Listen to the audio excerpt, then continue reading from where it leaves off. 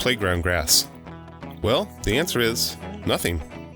When it comes to artificial grass playgrounds, we're talking about a system consisting of 3 key components: the artificial grass, something called a shock pad, and infill. Let's start with the grass. You can choose any grass you want for your playground, but if you want it to perform well and last a long time, you want to look for a grass with durability, density, and resistance to matting. Grasses with shorter, denser fibers will prove most resistant to matting. You can choose a taller grass if you wish, but keep in mind you'll need to use more infill as a result. Your playground should also include shock pad. A shock pad is an underlayment for artificial grass that improves impact attenuation. We carry several shock pads, each with a different critical fall height rating. Critical fall height is a combined measurement of vertical distance and the height from which a fall would not be expected to cause a life-threatening head injury. Finally, you need to choose an infill.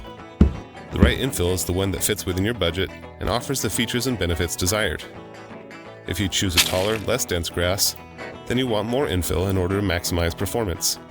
A shorter, denser grass will require less infill. And that's a playground system. If you're interested in building one of your own, call, click, or visit. At Purchase Green, we're always happy, helpful, and happy to help.